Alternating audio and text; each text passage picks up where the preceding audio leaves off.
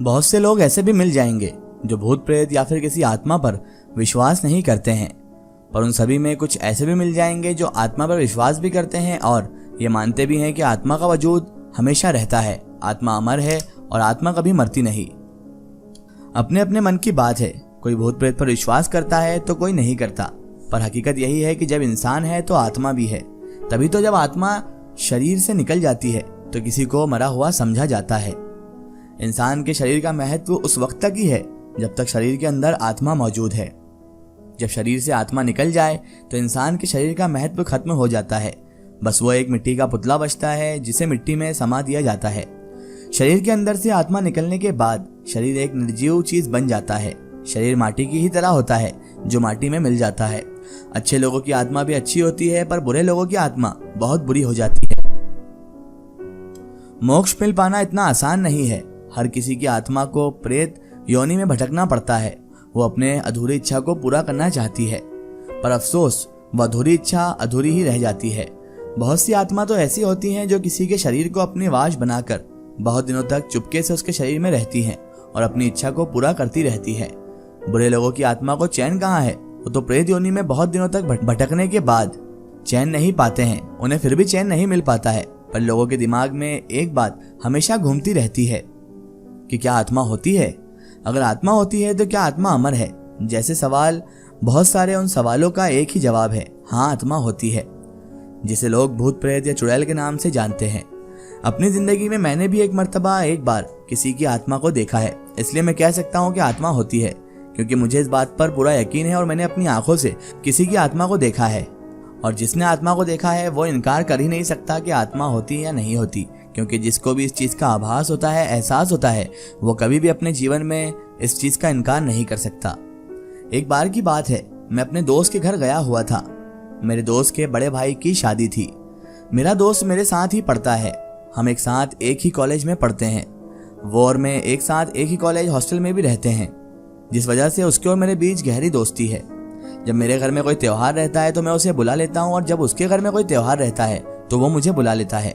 उसके भाई की शादी थी, जिस वजह से उसने मुझे अपने घर बुलाया था। हम दोनों की गहरी दोस्ती का कारण ये भी था कि हम अक्सर वक्त साथ ही गुजारते थे।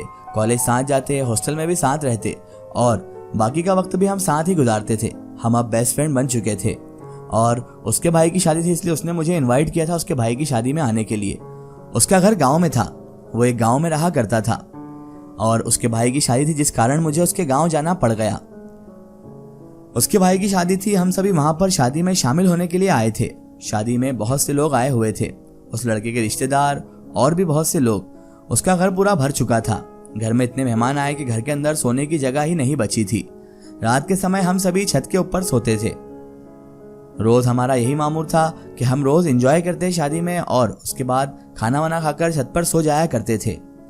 एक दिन की बात है, मैं और बहुत सारे लड़के छत के ऊपर सोए हुए थे, क्योंकि घर में तो सोने के लिए बिल्कुल भी जगह नहीं थी। घर में बाकी के मेहमान सोए हुए थे जो शादी में आए थे। हम सारे लड़कों ने रात में बहुत देर तक आपस में बातें की और उसके बाद हम सो गए थे। जब सभी यही नींद में सोए हुए थे तो अचानक से मेरी नींद खुली। उस वक्त आधी रात बीत चुकी थी। रात काफी घनी थी, चारों तरफ अंधेरा ही अंधेरा पसरा हुआ था। आसपास से झिंगुरों की आवाज आ रही थी।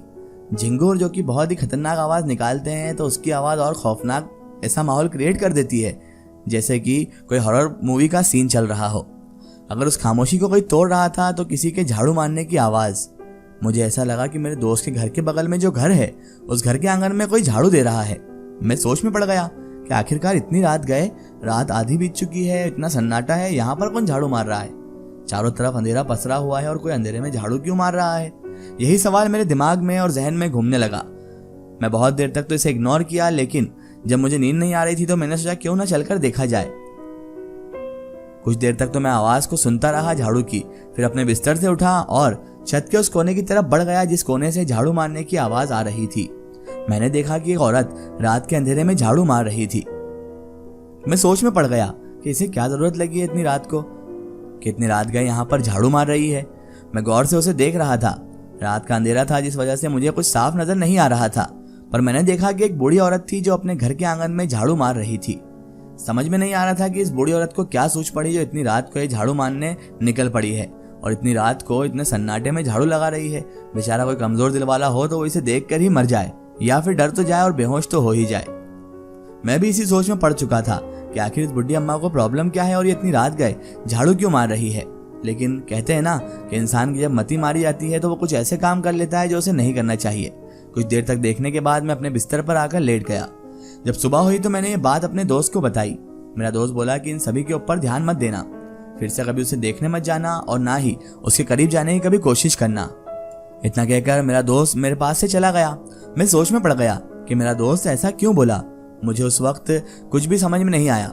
मुझे उस वक्त तक तो कोई भी शक नहीं था, लेकिन मेरे दोस्त के इस उटपटांग जवाब से और इस अजीबोगरीब जवाब से मुझे यह एहसास हो गया कि हो ना हो इस मामले में कुछ ना कुछ तो गड़बड़ है। कुछ ना कुछ ऐसी चीज जरूर है जो मेरा दोस्त मुझसे छुपा रहा है। मेरी कश्मकश अब और ज्यादा बढ़ चुकी थी, क्योंकि मुझे अब शक पैदा करने के लिए मेरे दोस्त ने ही मजबूर कर दिया था।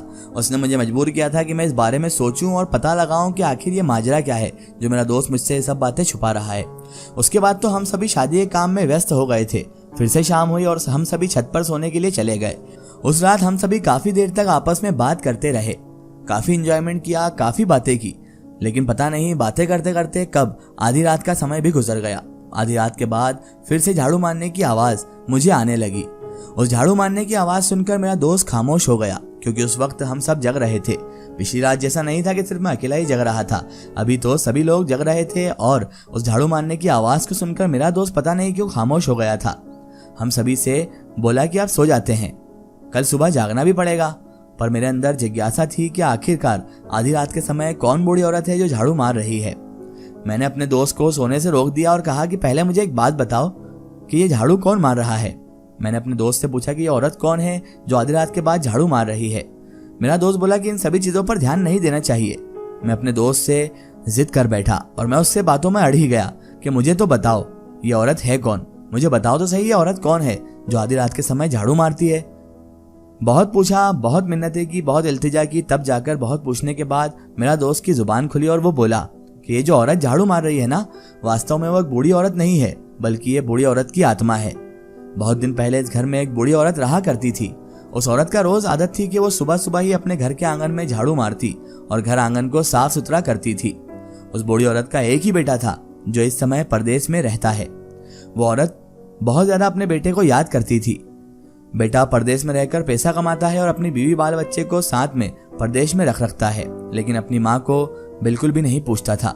बूढ़ी औरत अपने घर में अकेले रहा करती थी। एक दिन की बात है, वो बूढ़ी औरत बीमार पड़ गई और मर गई। जब ये बात उसके बेटे को पता चली तो वो अपने माँ का दाह संस्कार करने के लिए अपने गांव आया। उसने अपनी माँ का दाह संस्कार किया, पर अच्छी तरह से नहीं किया। उसने घर में पूजा पाठ भी नहीं करवाया और परदेश वापस चला गया। उस बूढ़ी औरत की आत्मा अब भी भटक रही है। वो अब भी अपने घर में रहती है और रोज आधी रात के समय अपने घर आंगन की सफाई करती है। मैं उस लड़के की बात सुनकर, यानी कि मेरे दोस्त की बात सुनकर डर गया, क्योंकि जिस बूढ़ी औरत को मैंने झाड़ू मारते हुए देखा था वो कोई औरत नहीं बल्कि उसकी आत्मा थी। मुझे डर भी लग रहा था और एक सोच में भी पड़ गया था कि उसका बेटा अपनी माँ का अंतिम संस्कार अच्छी तरह से क्यों नहीं करवा पाया। हो सकता है पैसे की कमी होगी, पर वो तो फॉरेनर था, परदेश में रहता था, फिर ये कैसे हो गया। ऐसा भी हो सकता है वो पैसा खर्च नहीं करना चाह रहा होगा। पर जो भी हो, मैंने एक बूढ़ी औरत की आत्मा को देखा था और मैं जानता हूँ कि आत्मा होती है जो अपने मरने वाले स्थान पर भटकती रहती है। एक गहरी सोच लेकर मैं अपने दोस्त के साथ वापस सो गया और उसके बाद मैं अपने घर यानी कि अपने वापस हॉस्टल चला आया।